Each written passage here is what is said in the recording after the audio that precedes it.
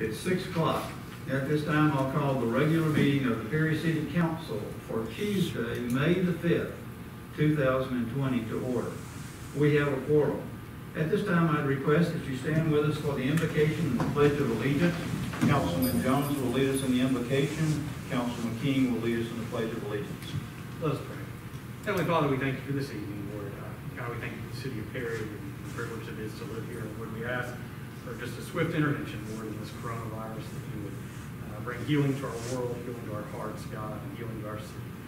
Father, we ask that you be with those that have been affected by it and give them peace as only you can. May we now lead, guide, and direct your city in the way that would best glorify your name. Lord, it's in Jesus' name that we pray.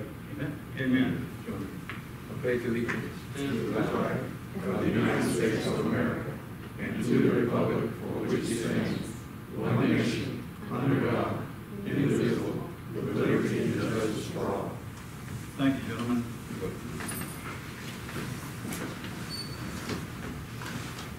Item 5 on our agenda, item 4, let's not forget this one.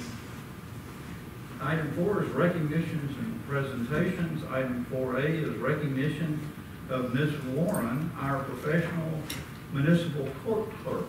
As all of you know, last week we had a proclamation proclaiming this week as Professional Municipal Court Clerk, or Clerk Week.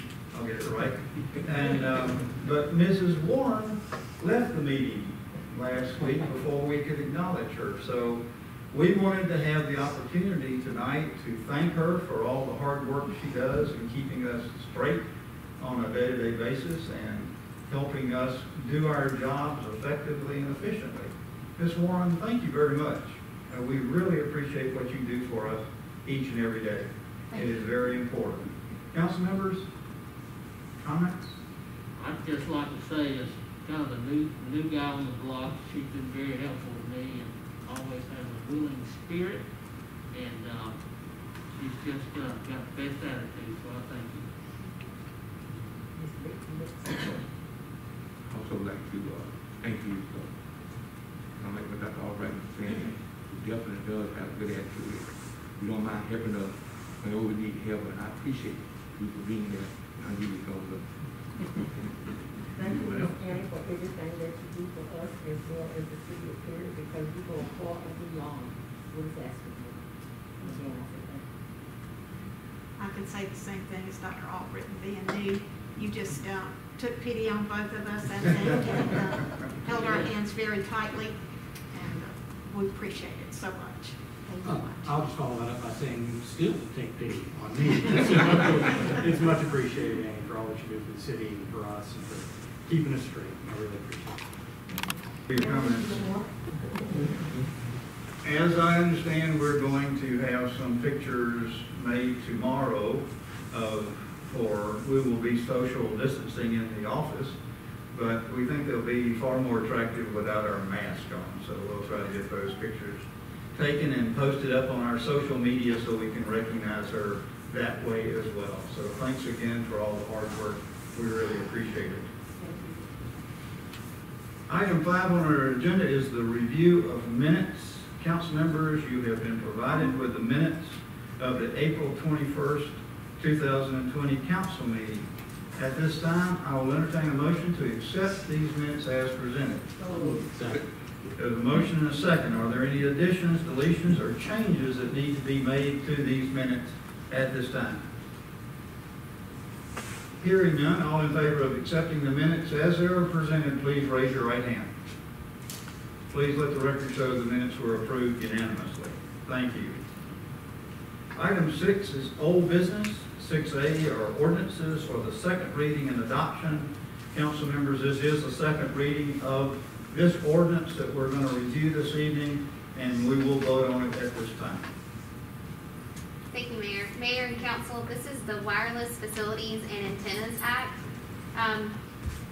What this does is it puts into place an ordinance that would allow us to be in compliance with both state and federal law, some legislation that went into effect in October of 2019.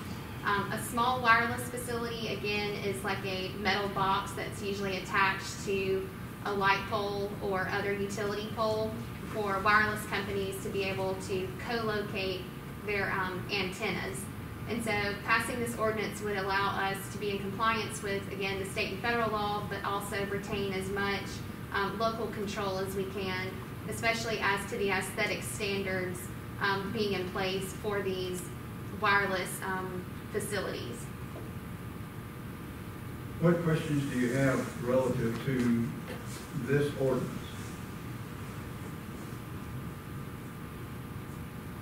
Thank you. Is there anyone here this evening that would like to address council relative to this ordinance? If there's someone on the line, or if there's somebody that would like to ask a question on Facebook, please feel free to do so.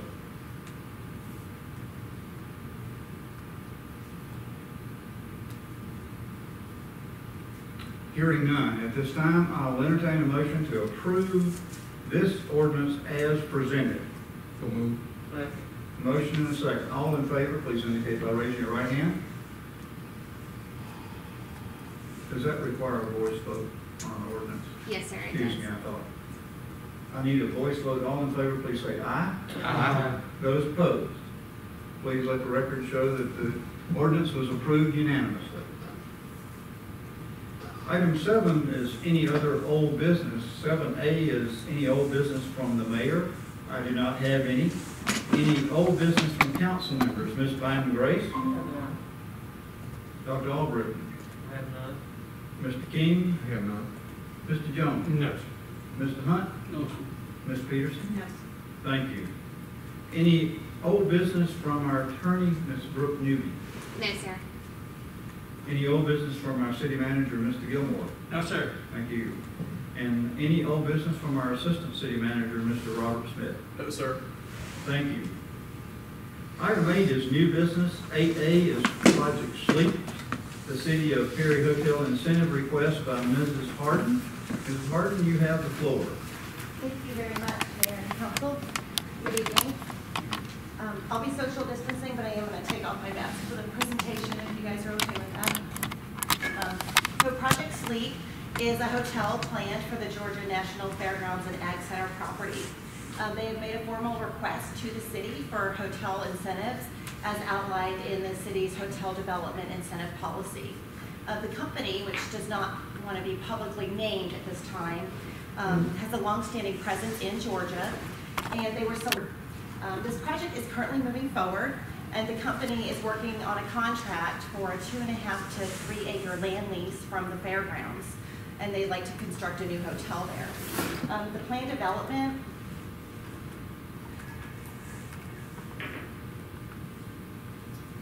does include 100 hotel rooms on the Georgia National Fairgrounds property. It also has meeting space, a business center, an outdoor pool, food and beverage services with a full bar. It also has a wireless internet, a spacious lobby, and other amenities as well. The next slide shows the standard design for this hotel flag, which we're calling Project Sleep. But it would be designed to actually tie into the Miller Murphy Howard building. So it probably wouldn't be the orange here. They would design it to fit, and it would be located next to that facility. This is a private investment, and the estimated private investment is greater than $10 million. The next slide shows what they have requested regarding the City of Perry's current hotel development incentive policy. They've requested a waiver of all local permitting fees associated with the project, as well as an expedited review and permitting process. Typically, our standard review process is about 3 weeks, is what community development tells developers. They also want a waiver of utility connection fees, which are also known as tap fees. And then the last request that they have is a public infrastructure improvement. They've asked for a road to be constructed from General Courtney Hodges Boulevard to the hotel site. And if you could pull up the next slide. This red line here shows that distance from General Courtney Hodges to where the hotel will be located. It's approximately 388 feet and about 1/13 of a mile. And if you could go to the next slide. So back to the design for this hotel flag. This is a great project, and it's a stellar company that's been selected to build one of these here in Perry. They have visited Perry several times since September, so it's not a done deal yet, but they are in the works with the Fairgrounds Board. They've met with city staff and myself and Stephen Schimpf as well. And this private development would generate city property taxes. So even though it is on state property, the building itself would be taxable. It would also generate city hotel motel tax and the job creation of 25 to 30 new jobs here in Perry. We know that this would be a destination facility and hotel at the fairgrounds, and it would bring more opportunities for statewide conferences and being able to capture the events and that conference component that we're currently missing. And being here in Middle Georgia, we know that we can capture a lot of those and bring even more visitors to Perry. So we think it's a great project since it would be a destination hotel. And additionally, it would spur additional private development, I believe, at the fairgrounds and at that exit and corridor of Perry. So the estimated value in the waived permitting fees and the utility fees, the tap fees, is approximately $63,000. We do have our city engineer, Chad McMarion, here this evening, and he's going to discuss with you guys the costs on their request on the road. And then we also have Stephen Schimpf, the executive director of the Georgia National Fairgrounds, and I believe he wants to address you guys as well on behalf of the fairgrounds. Mayor, Council, thank you this afternoon. The city has a request from Ashley. I took some time and reviewed the site. Approximately, I used a conservative number of about 400 foot of roadway. As being a city road, we would have to follow city standards, not the standards you see out on the fairgrounds as their roads through the fairgrounds. But as a city standard, that number comes up over 80,000, and it approaches approximately 100,000 for a city standard road to be constructed out there.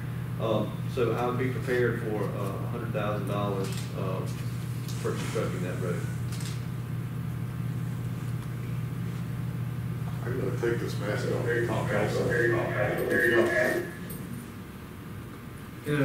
Everybody that's on the phone, would you please mute your phones? Thank you. Thank you. First of all, for the new city council members that I haven't had a chance to meet yet, I look forward to meeting with y'all and getting to know you. I want to thank Ashley Harden. Y'all, she's a bulldog, and she has been the front driver along with me in getting this project off the road. So thank you, Ashley. I just want to make sure that I mention that in front of everybody. You're doing a heck of a job. I just appreciate that, and I thank you for taking the time. As I consider a public roadway coming into the fairgrounds, I don't think that's something that is state property. I think that I don't know that our authority or nor the city would want to go into. It's basically private property. So we'll discuss that with the hotel. They may want some help in permitting a right-of-way to come in, turn lane off of Courtney Hodges or something like that. I don't know what the legalities of that whole area are, but we can look into that further. But I do ask the mayor and council if y'all give them the utmost consideration in what they're doing. This is an unknown venture for them. We pretty much, Ashley and I, talked them into coming to Perry and having a look, and I think they understand our business model. They fell in love with Perry, Georgia, just the surrounding businesses that are there, and they see the potential for growth in that area. As a matter of fact, they wanted to lease a lot more property that we were unwilling to give up at this time to develop also, but we need to find out if it's a love-love relationship before we go further with that. So they're hot on the trail, so we're hoping this thing will go through, and I ask for your consideration and whatever you can do for them. So thank you all very much. Thank you, Mr. Schimpf. We appreciate you being here this evening. Council members, what questions do you have of any of the three here with us this evening? I think she said she wanted the city to waive $63,000 in fees, right? That's the number that she had. That's an estimated number on a $10 million project that we would typically charge a private developer on fees, yes. and the city currently has their hotel development incentive policy. So that number is pretty much what you guys did for the Avid Hotel. It's just higher because that was a 70-bed facility, and this is a larger development. So that's why it's increased from what you guys did for Avid Hotel. Tell me about the road now, I didn't quite understand that. Well, they were asking for a roadway to be constructed, but Stephen Schimpf just said that since that is state property, well, first Chad said that would cost the city about $100,000. That's gonna be really expensive, out-of-pocket money. So Stephen Schimpf said that he actually doesn't want to go that route, and he's gonna try to get that worked out with the developers and the Fairgrounds Board. So I don't think that's up for consideration now based on Stephen's comments. And what was the land acreage? What was the land acreage? They're leasing between 2.5 to 3 acres to construct something like this. And it's directly tied into the Murphy Miller Howard building. They're getting ready to do a site plan. Once that's approved, then they'll start their design and building and architecture plans. So it's gonna, I don't know if they're gonna have an air-conditioned walkway or what, but it's gonna be pretty much at the conference center and the hotel nearly under one roof. There might be a, I don't know, 20-foot walk or something. We're not at that point yet, but it will tie into the 65,000 square foot Murray Miller Howard building. If you want to pull up the site, I can show them exactly where. Okay, yeah, can you go back to the, yeah.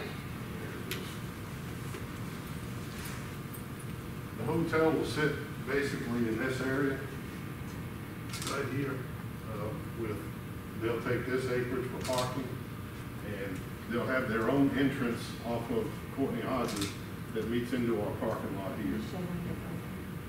Miller Murphy Howard is here.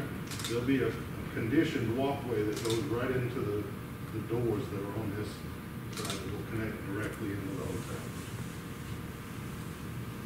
Ashley, would you explain again how we're going to get the property taxes?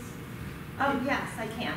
So even though it's state property, even though it is state property, it's similar to how Jekyll Island operates, where people do 50 and 100-year land leases. So the land itself is not taxed, but the structures that are built on top of it are taxed. And so we did have a lengthy discussion with the hotel developers and the city tax assessor's office, their chief tax assessor, about how they would be taxed. Soft costs wouldn't be taxed on their building construction, but the way that the county taxes hotels here is it would be structure-based on the building for 3 years, and then after 3 years, they look at the income generation, and it's taxed off the income revenues. Good. No other questions? Mr. Gilmore, does the administration have a recommendation on this incentive request? Yes, Mayor. Just kind of going back to remind everyone, the concept of having a hotel on site at the fairgrounds goes back a number of years.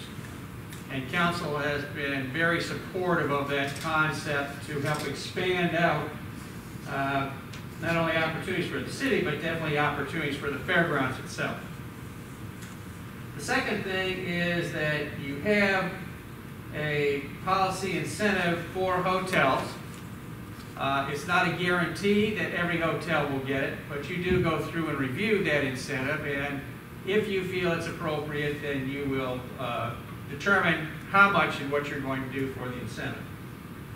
The third thing is, has been discussed, and certainly if the fairgrounds is not interested in doing it, that's fine, but I think it's important on your motion, if you are so inclined, that you deny or not agree to do the street.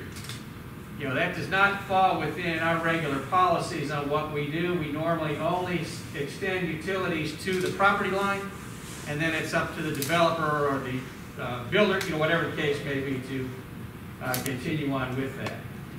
Relative to the trade-off on the fees that you're waiving, we have found that that has been successful and worthwhile, and so we would recommend to council to proceed with the incentives for the expediting of the permit review process, the waiving of the building fee, permit fees, and the waiving of the utility connection fees. Thank you. Mr. Gilmore, I was looking at the request is for public infrastructure improvements. And then it lists out water, gas, sewer, and the road. So my understanding is that we do not have any interest in carrying any of those items on that property to that building. We will bring the utilities to the edge of the road there with their property line. That's correct. We would bring it to the edge of the fairgrounds property on whatever engineering-wise works best, which is a standard type of thing that we would do. Yeah, I just want to make sure we got focused on the road, and when I read their request, it was for all that infrastructure. So when we make the motion, we'll need to deny all that. So if that's council's desire. If I may, Mayor, water and sewer are all inside the fairgrounds or the fairgrounds private property. We don't have a water and sewer main that we can extend up to the area where the road's coming in. So, yes, I agree, we will not be responsible for the water and sewer connections. It's already on the fairgrounds property. Okay. So I just noticed that was outlined in the request, and I just want to make sure that we address that this evening, so there's no misunderstanding. Mr. Mayor, if I could, our main water line comes in right there, and I would ask the city if there's a possibility of tapping into our main water line that comes into the facility and putting a meter at the point where it comes off of our water line. I don't know if that's a possibility. The same goes with gas, and I don't know where sewer lays out there, so I don't know if that's an option.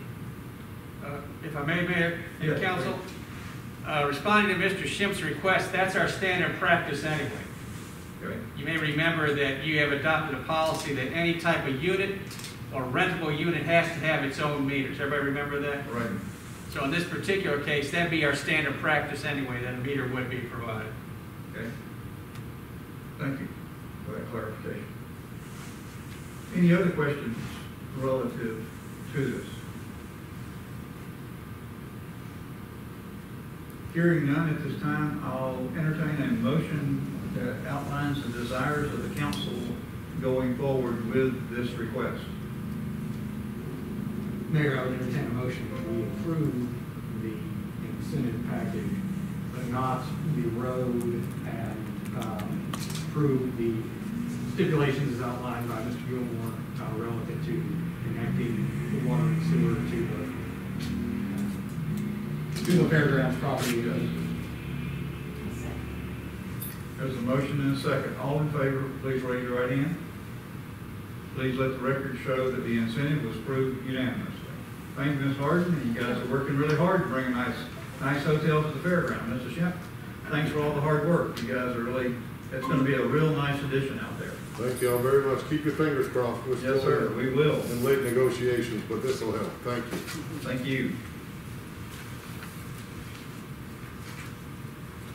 8B this evening is an adjustment to the fee billing process. Mr. Gilmore. Thank you, Mayor. Mayor and Council, in your packet is a memo from me requesting Council authorize to make a adjustment on what we charge or who we charge for our service fees. Examples of service fees would be stormwater and fire protection. And we would like Council's approval to proceed, subject to final determination from the city attorney, about if you have a piece of property that has this infrastructure on there, but you don't have a meter or you don't have an active account paying on that meter for more than 60 days, then the property owner gets billed for the fire fee and the stormwater fee. And these will be properties that are not occupied at the time. That's correct. The tenant who would normally pay those has left. And so no one's paying them at the time, but we're still servicing that property with stormwater and fire. That's correct. Now, this would only, the respective charges would only apply if that parcel qualifies. So in other words, if it's a totally vacant parcel, we're not talking about that. But if I have a house on a property in the city and for one reason or another, I don't have an active meter account, either in my name or a tenant's name, and that, if you approve this, and that goes on for 60 days, then at the end of 60 days, we send a bill to the property owner for those services. Now, if the property owner comes back, we'll say 2 months later, property owner comes back and rents that facility, and a person takes over on the meter and takes over that responsibility, then the property owner will get refunded whatever that difference is. They'll be refunded? If somebody else takes over the responsibility, yes. And that would be true of commercial buildings as well? Yes, across the board. Would they be refunded or would they just not be charged? Well, since we're dealing with property owners, the normal process in other communities is they get a full year's charge. Okay, I see. Because you don't know how long it's going to go on or any of that type of stuff. Oh.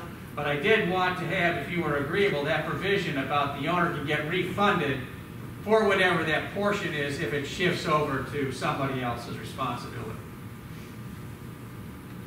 And if the tenant leaves after 90 days, then the refund would stop? Well, yes. They'd actually be rebuilt again after Rebuilt. 60 days.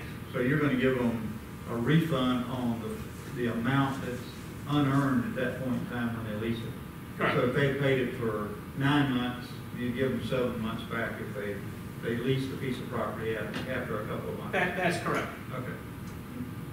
What we're interested in doing is continuing to have the equity that each developed piece of property pays its fair share, but if the owner can shift it over to another payee with the account, then they get the credit back. Has something happened lately that's made you want to address this? Yes, 2 things.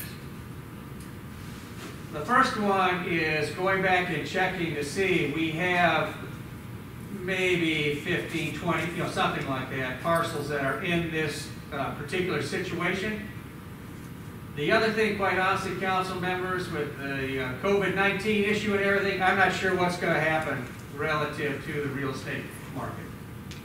And because of that, I don't want us to be in a situation where we have missed an opportunity to provide the funding for these fees. Because you may remember the fire fee pays a good portion of the fire department for the fire protection, and the stormwater fee pays for the stormwater operations. All of which are services that have to be provided to those parcels as long as they are occupied. So would a meter would not be installed, but just they would be billed for the stormwater and fire? Is that what you're saying? That is correct. If it is a parcel that has one or both of those improvements and they don't have a meter, you could have a deal where there's a meter there and they don't have anybody paying on the account. Because the building has been vacant for 3 months, 6 months, whatever the case may be. I have one question to that. As you know, anytime we do adjustment, I think you told me once before, is that we need to make sure that each property owner understand what we're doing. Because I think when you talk about that, and you say you'll make sure that they get the letter. Anytime we do something to make an adjustment, we want to make sure that all the property owners, whoever it affects, that we make sure we get the information out to them, so there'll be a clarity that they'll understand what we're doing. Because people so quick say, y'all always putting taxes on everything. Y'all doing this because I haven't come to my face and telling me this. I just want us to make sure that we send that information out so everybody have an understanding what we're doing and why we're doing it. Yes, sir.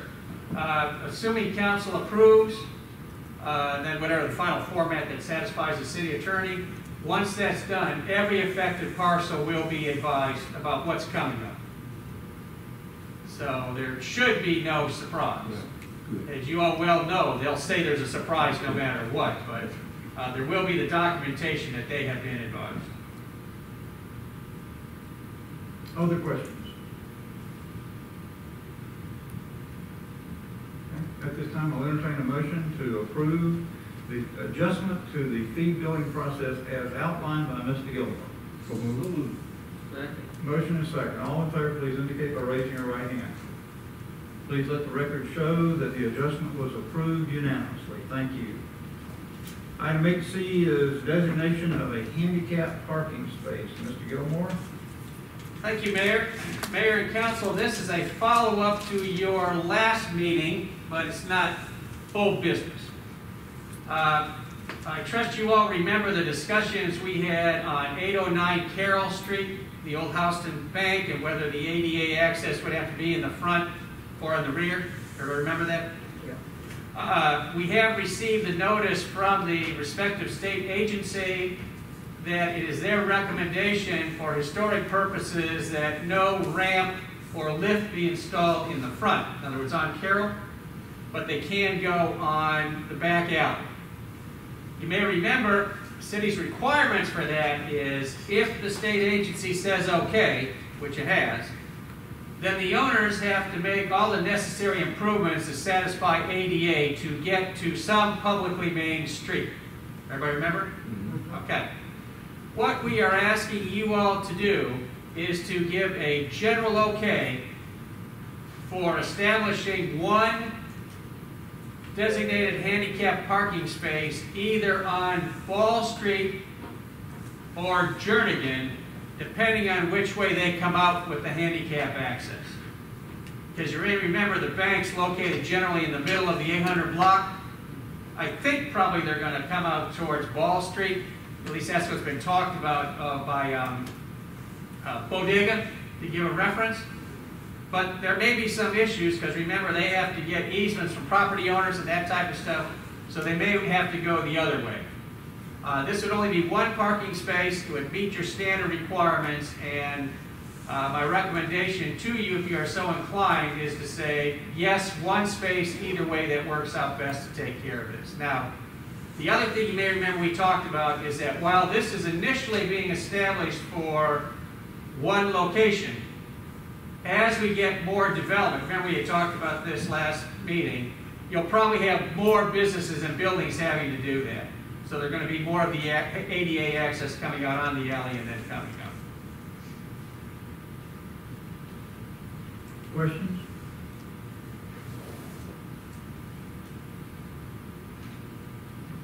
If not, at this time, I'll entertain a motion to designate a handicap parking space to be determined later based upon where the construction comes out, either on Jernigan or on Ball. So moved.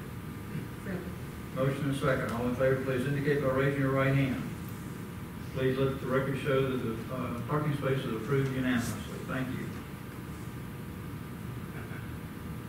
Item 9 is council member item. Ms. Bynum Grace? Dr. Albritton? None, sir. I have one. Mr. King? Mr. Jones? One item, Mayor. Just one question for Mr. McMurray while he's here. Sorry, Chad.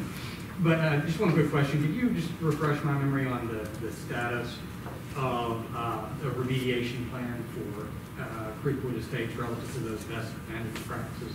Just where we're at in that process, that's all. Yes, we did request a remediation plan for erosion control and sedimentation out at Creekwood Estates. We have not received that yet. However, it does take time for an engineer to go through the plans and update. I will follow up on that status and let you know tomorrow. Thank you, Chad. I didn't want you to miss it. No problem. I appreciate it. Thank you. That's all. Anything else? That is all. Mr. Hunt? Ms. Peterson? Yes, sir. I just wanted to kind of give a shout out to ESG. I had a resident in Grand Reserve send me a text the other day that said, I just wanted to say something really positive about our city government. And they had a water main break across the street from their home on Grand Reserve, and he said ESG was right out there, fixed it in no time. He said they just were wonderful to them. He said, I just cannot say enough about their work and how fast they were and how kind they were. So we got a good phone call. That's great feedback. Great feedback. Thank you for sharing that with us. Anything else this evening? Anything else for us this evening, Ms. Peterson? No, sir. Okay, thank you. Mr. Gilmore? Yes, Mayor and Council, 2 items. The first one goes back to, we had some discussion, primarily led by Councilmember Bynum Grace, about recommendations or what was our exposure at Legacy Park with children or used to be children coming through the water feature. We contacted our insurance carrier, to find out what would be the best way to go. And their recommendation is that we just place a couple of signs, like on the walkways coming in, advising them that no playing in the fountain or in the parking lot runoff area. And then also, if we so decide, that there's no throwing coins in the fountain. If council has no objections, I think we ought to try this first because it satisfies our liability issue, which I know is one of the major concerns. And we want to try and preserve the beauty and the setting of Legacy Park as much as we can. So if council has no objections, we'll proceed that way. Okay, good. Yes, sir. You said no coins, but I haven't been to a fountain yet where I ain't seen no coins. Yeah, I know. Really, So the thing here that they'll wait till somebody not looking and they'll throw money there, you know what I mean? That'd be nice if we can keep them out of it, but I don't know how we're gonna manage to do that, you know?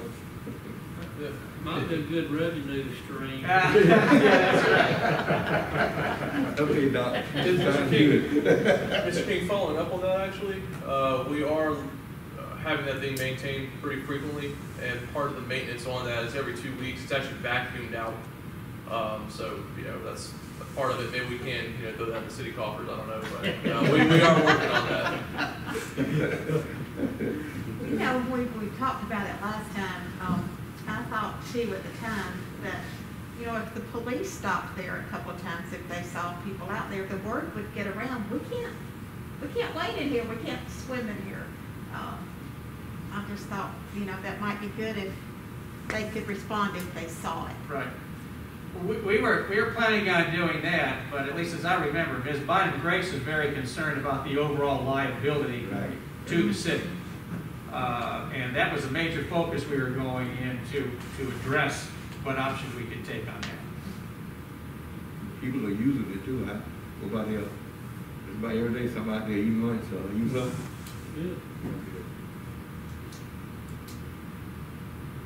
Okay, I think you have consensus, Mr. Gilmore, to move forward with your recommendation. Okay, thank you, Mayor and Council. Next item I have for you, and we will be sending out a notice to you all, but have set up recommended dates for the budget hearings between council and the department heads.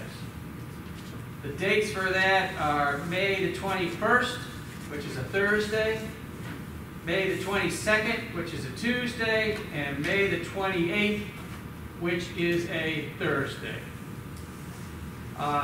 The intention is to provide you the opportunity to ask any questions or whatever from the various department heads and agencies, and them to come back as well, plead their cases or whatever it may be. But to have all that done before you have your official public hearing, which will be on June 2nd.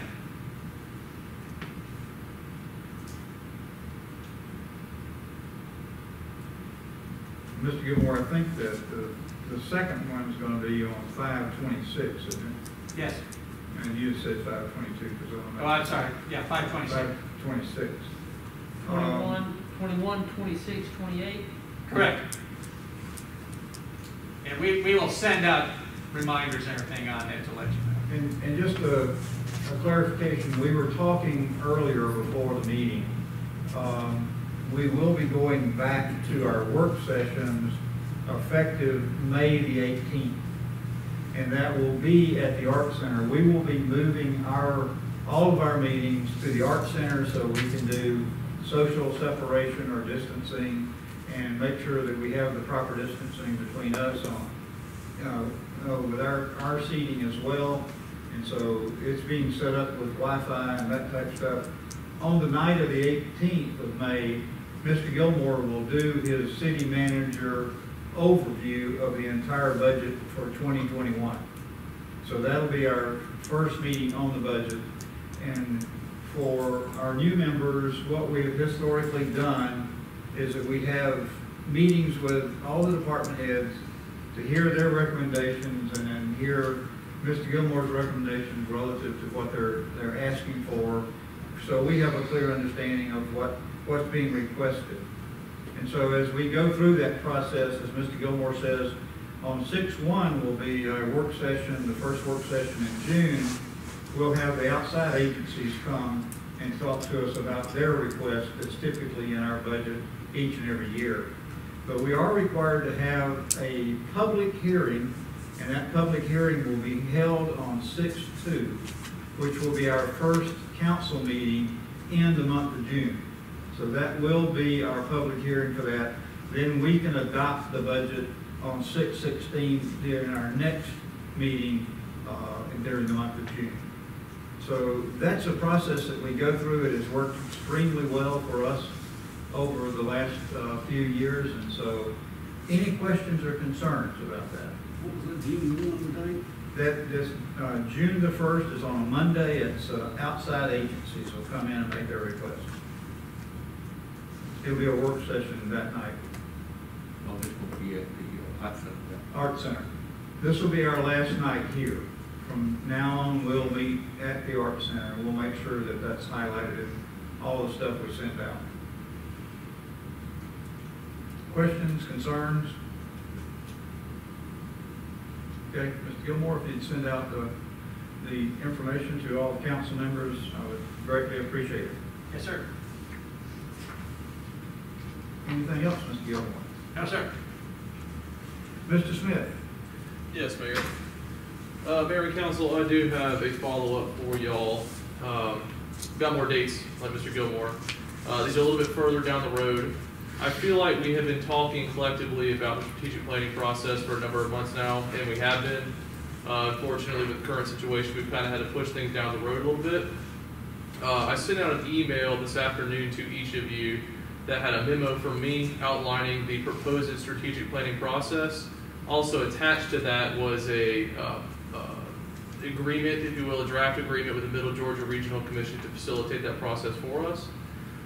You can see in the cover memo I've outlined what the mayor and I and Mr. Gilmore and the Regional Commission have determined to be the best course of action for the city at this point in time. I, of course, welcome any feedback from y'all. Basically, what we're looking at doing is hosting 4 planning sessions, and we'll be kicking that thing off with an all-day retreat where mayor and council will come together with senior staff and kind of set the vision and the mission for the city, and also establish what are your values collectively as a body. Where do y'all want to see the city go? Following that, very much like the budget hearings with the department heads, we'll have hearings, if you will, with each of the departments. And this will be following up the first meeting. They'll be provided with the results of that meeting, a summary of that meeting, kind of what y'all see happening in the city, where the city's going. And it'll be there, incumbent upon them to come before you and tell you how their operations and their functions fit within your vision for the city. What are they going to do over the next 5 years to further your mission for the city? Following that, you will all get back together again with senior staff and have a planned formulation meeting. So basically synthesizing everything you've learned throughout the process. They came to us first with a pretty hefty itinerary, and we were able to pare that down to what we thought was the most essential functions during this process. And it would be those 4 meetings. Following that, the Regional Commission would put together the plan for us, get something back to y'all for review that'll hopefully encapsulate where y'all see the city going for the next 5 years. You would then adopt that, hopefully, and we'd get working on it. Also, too, they're setting up something, and I think this is a really nice touch to what they're proposing to do for us, is put together a dashboard to where you and the public will actually be able to go in a designated web page and view progress being made on the strategic plan items. Also, too, you'll be able to evaluate departmental operations and success, if you will, through time compared to meeting the goals and everything associated with the plan. So really trying to kick things up a notch. You have the plan that has been in place since 2014. It's been updated a couple of times, and I think it's served you all very well. And you should be very pleased about the progress that's been made in that plan. But it's time, the city's changed a lot since 2014. We have some new elected officials on board, a new mayor, and I think, it's time to take the next step, if you will. So please take some time to review that. I believe, and correct me if I'm wrong on this, Mr. Gilmore, you will need to take action on agreeing to move forward with the regional commission. Not asking for you to do that tonight, obviously, since you just got the information. But please be reviewing it. Get back to me with any questions you may have, and get down back to the dates. Please save the date, if you will. It seems like everything you plan nowadays is tentative. But please go ahead and pencil in for the Kickoff Retreat, Saturday, August 8th. And again, we're having these full-day retreats on a Saturday because we do have some elected officials with full-time jobs, and we want to be able to accommodate them so they can participate in the process. The departmental sessions are slated to be Monday, August 24th, and Tuesday, August 25th, and those are going to be evening sessions. Again, very much like the budget hearings that you'll have in the coming weeks. And then finally, the strategic plan development retreat, where you're putting it all together, September 26th, and again, that's a Saturday.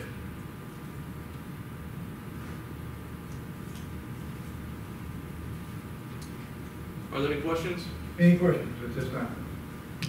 I'd encourage you to review the documentation that Mr. Smith has provided to you, and then we will discuss it at our next meeting and vote on whether that fits our what we're trying to get to, and if the calendar fits everybody's budget, their calendar. So.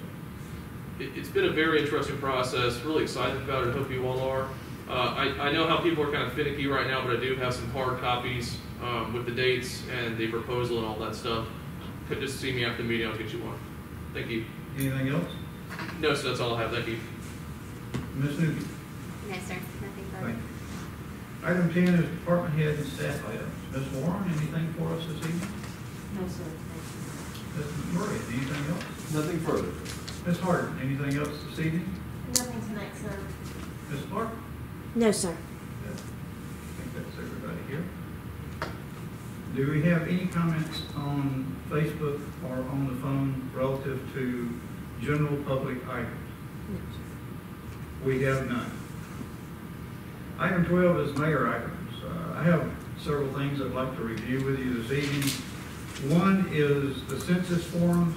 I would encourage everyone, if you haven't filled out the census, it is available online. You can go to Census 2020 and it will come up, and it's a relatively 8 or 9 question on the webpage answering who lives at your house and those type things. I've had a lot of feedback from people that say, I really don't do online stuff, so how do I do it? They are going to mail a form out later on in the year. It's supposed to have already been mailed out, but I think they're running behind. But you can also do it on the phone. And the phone number is 844-330-2020. And we'll put that up on our social media so everybody has it. That is a number you can call in and do the survey on the phone. So we all need to be counted. I think I've talked a good bit about our work session coming up on the 18th, and wanted to make sure that everybody remembered it will be at the Art Center, and it will be the start of our budget process at that time.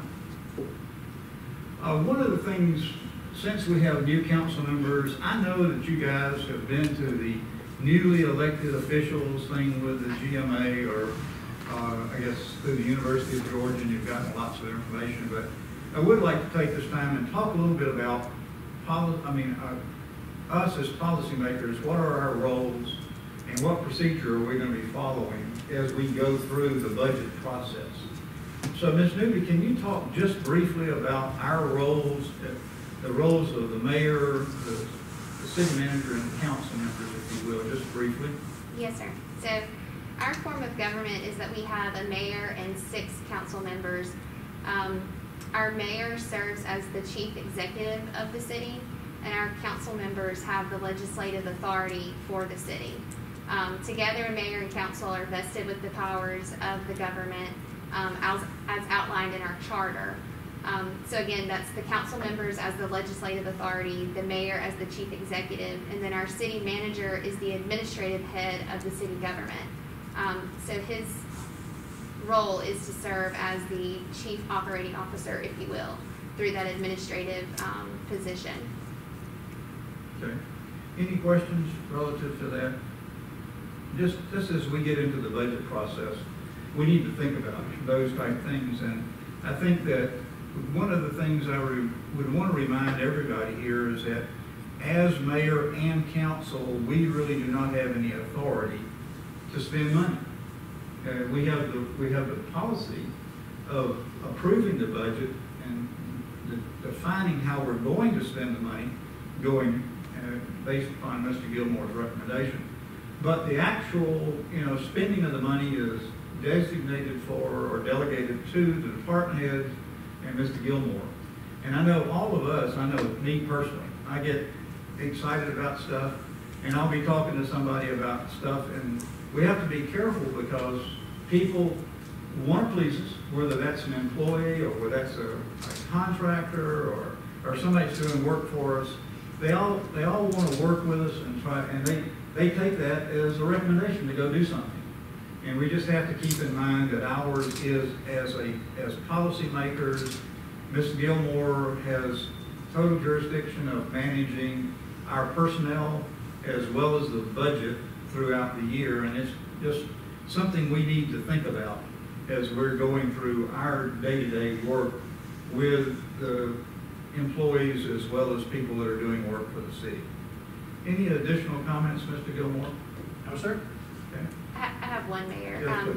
Just to follow that up, speaking of individuals and council as a whole, that the way the city transacts business is by having a quorum of the council and then also by an affirmative vote or of the majority present who vote with that quorum. So again, that's just outlining how you actually take official action to have things done. Good. Thank you. Okay. Yes, sir. On that same note, I know that in the past that sometimes contractors on the outside will contact a council member, try to get his okay. Then when you get back in the main section, just like you're saying, it's kind of that. They were saying, Councilman King said they're gonna be all right. So they kind of like put you on the spot, saying that I said so, which I didn't, because I just want to let the new council member know that sometimes you get attacked. Somebody will call you, maybe going back to what the mayor said, maybe want you to make a statement, and then they'll record your statement, and then they'll come back and use it against you. So we just have to be careful, because like the mayor said, that we don't have no authority to say that we're gonna do something. We do it as a group, not as an individual. Thank you, Mayor Pro Tem. Well spoken. It's just something we need to be careful about. I mean, all of us do. I mean, we're constantly being requested to do things, and oftentimes people will try to take advantage of us. I know that's hard to believe, but that does happen from time to time. And so I just want us to make sure that we know what our roles and responsibilities are as we go through this budget process and as we go into 2021 as an operating group. So that's all I have. Is there anything else, or is there any questions relative to that? If there's nothing else to come before us, we will stand adjourned.